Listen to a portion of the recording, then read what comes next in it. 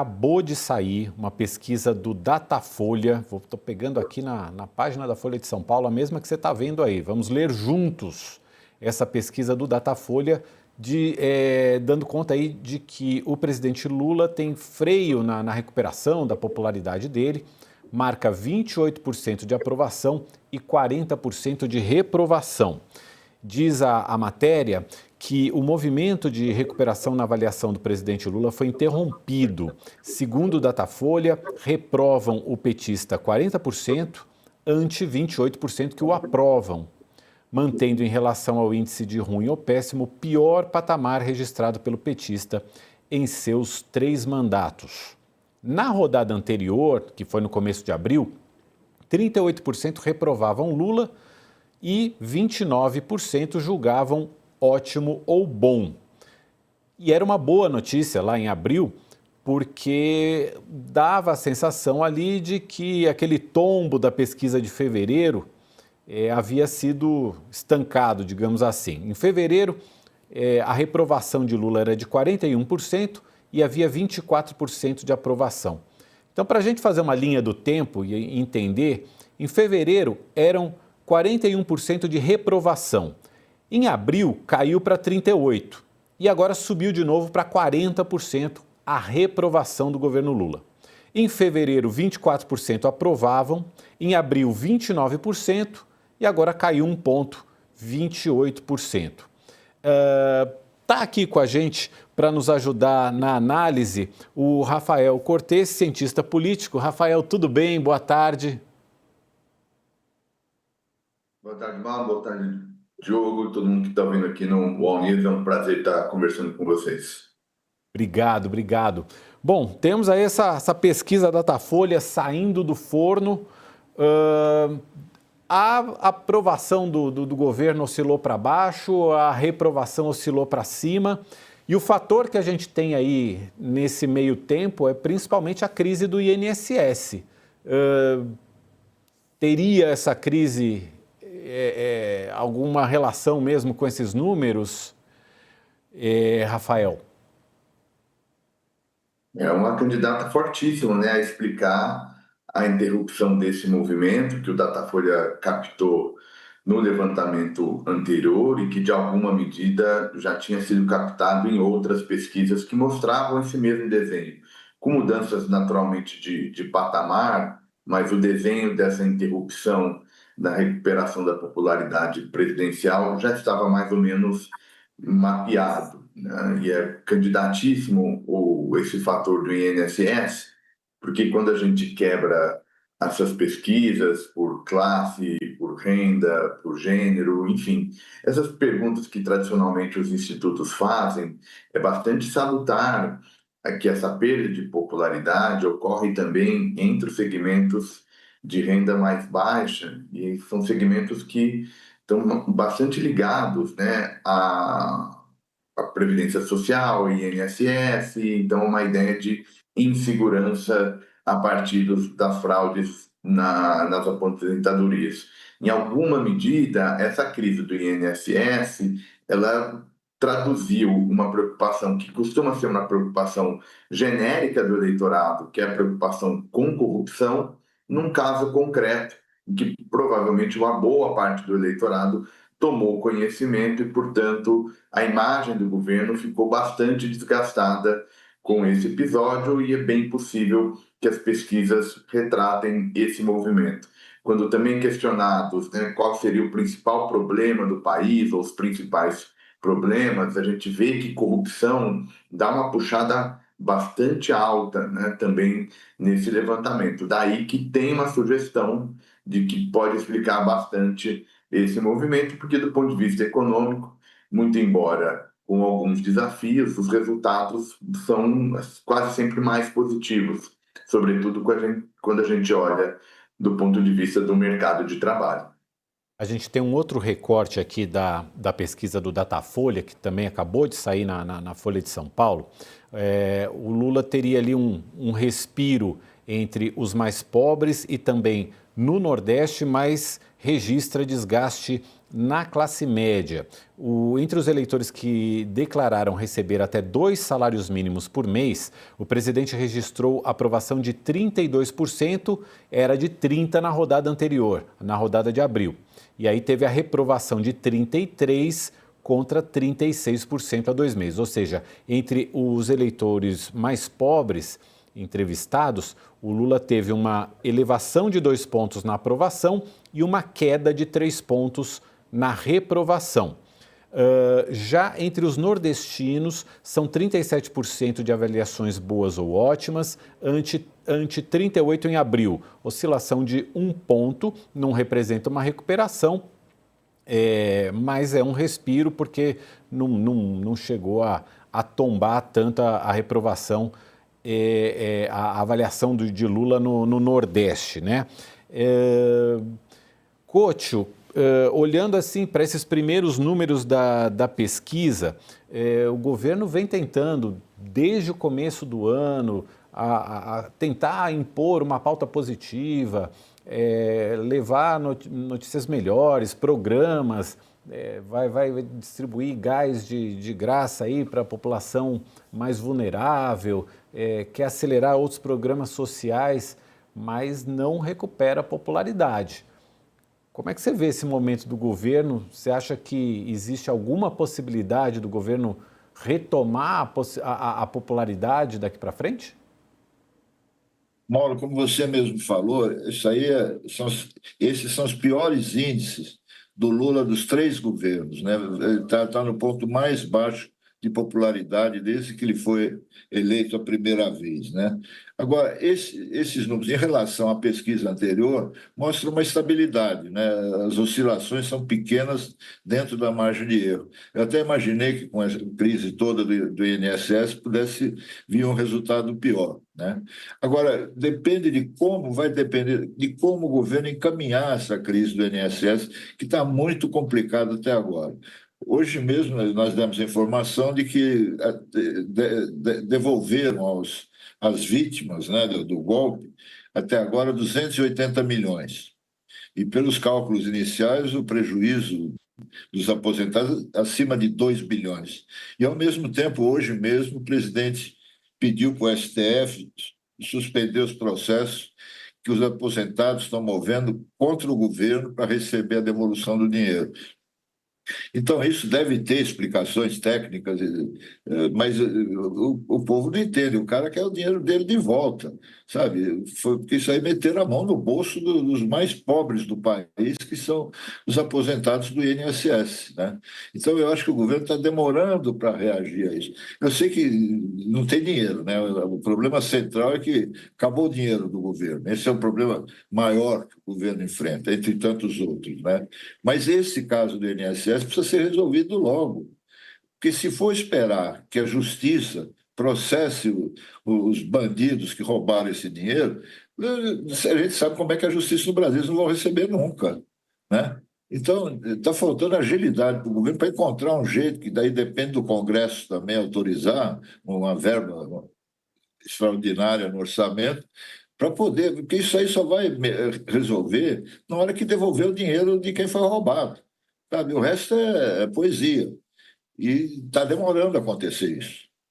Esse é um ponto, né, Couto? E esse escândalo aí do INSS foi revelado no dia 23 de abril, só para você ter noção, né, do timing dessa pesquisa do Datafolha, como ela já pega todo esse período de toda a repercussão da questão do INSS. Existe uma outra pergunta que foi feita aqui pelo Datafolha, se eles aprovam ou desaprovam o trabalho de Lula como presidente.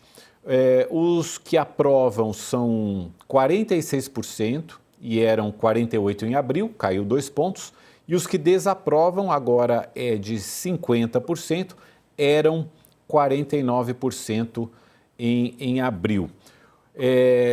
É estabilidade, está dentro da margem de erro, mas com esse viezinho aí de alta na desaprovação e de baixa na aprovação.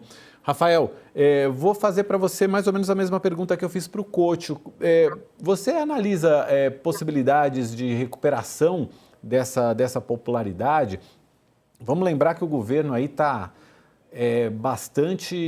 sendo bastante atacado nos últimos dias por conta também de alta de impostos, questão do IOF, conflitos com o Congresso.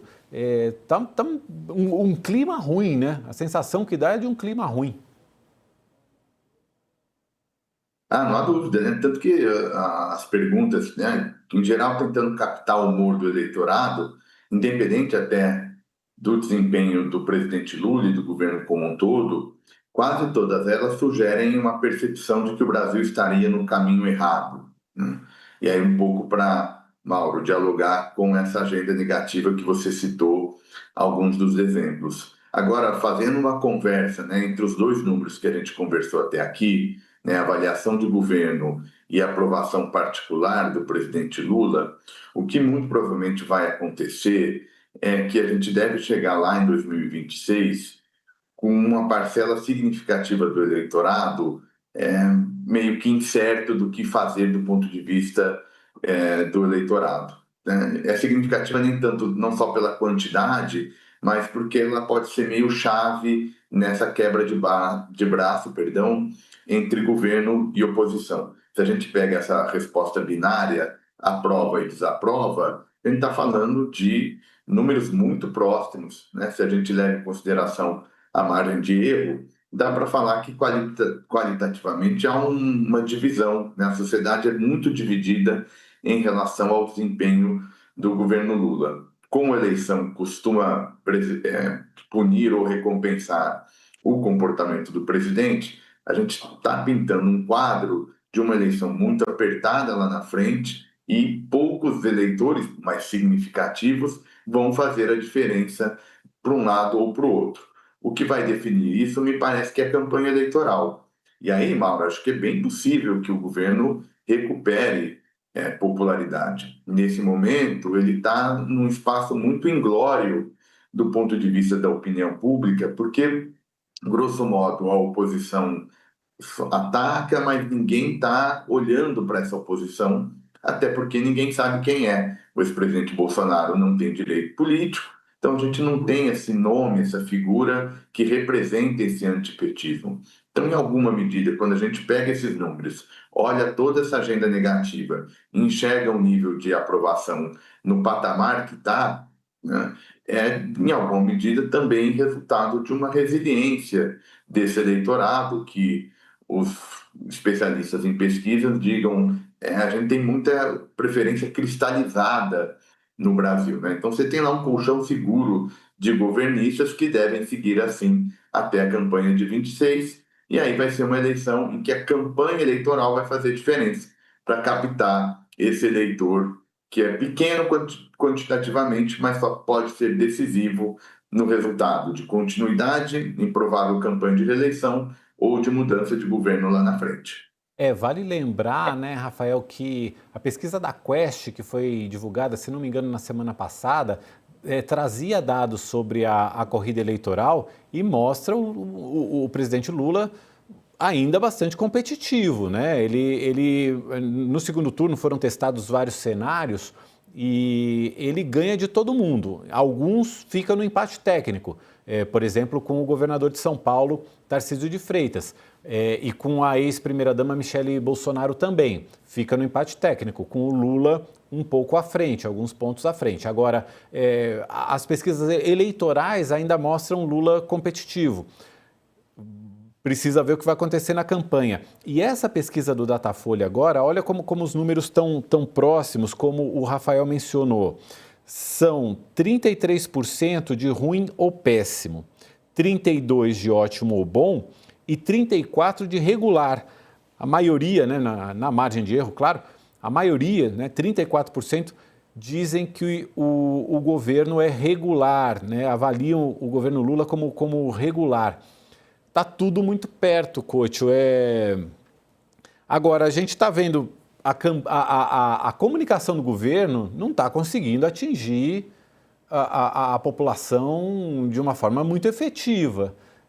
Vai ter que caminhar um pouco se quiser chegar competitivo de verdade numa campanha eleitoral. Sem dúvida,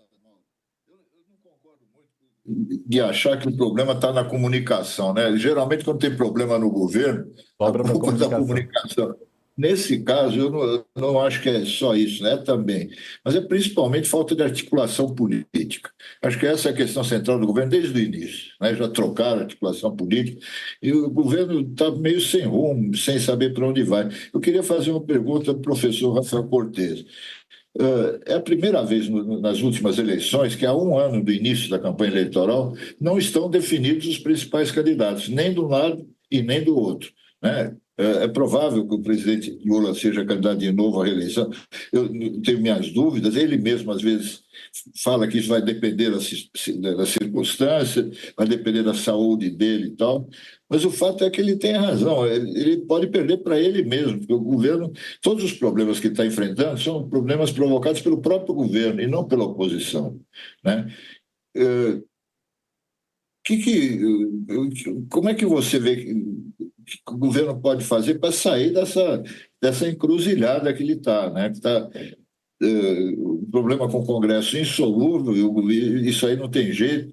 O Hugo Mota agora marcou para segunda-feira, né? Votação da urgência da questão do IOF, e, enfim, esse acúmulo de crises e de problemas não pode ficar por conta só da comunicação. O que você percebe que falta nesse momento para o governo para sair desse buraco? Não me parece ser só de comunicação, né? Acho que o governo tem um terceiro mandato Lula, ele tem um problema quase que de nascimento, assim, né? A coalizão eleitoral que deu a vitória em 2022 foi rotulada, né, um pouco de chamado um governo um pouco de frente ampla, né? Ou seja, uma eleição em que não só o apoio positivo ao Lula estava em jogo, mas sobretudo um veto ao Bolsonaro, né, que era um presidente com uma rejeição muito alta. E quando você fala, Couto, em articulação política, eu acho que, ao fim e ao cabo, é a capacidade de fazer dessa coalizão eleitoral, que é diferente, que ela não é uniforme, que ela é, do ponto de vista ideológico, variado, é dar cola, dar liga, né, para esses partidos e atores muito diferentes. A agenda de governo não me parece que conseguiu isso, né? A gente passou uma boa parte do primeiro ano do mandato do Lula discutindo regra fiscal, o que, do ponto de vista do apelo eleitoral, é baixo. Enfim, obviamente é fundamental que se tenha uma percepção de controle de contas públicas, né? Mas, ao mesmo tempo, isso não é uma agenda positiva, né? Não é uma agenda que vai trazendo e ajudando no governo a recuperar a popularidade, trazer algo novo. Então, quando a gente olha as pesquisas por renda, ao aumento da rejeição ao governo dentro das classes mais vulneráveis é bastante expressivo, né? Se a gente pega essa mesma pesquisa por renda no começo do mandato Lula, o cenário é muito diferente. Então, o Lula perde muito também entre os mais pobres, né? Porque me parece que simplesmente recuperar os programas sociais que ele fez no início do mandato não foi suficiente. Então, faltou esse algo novo.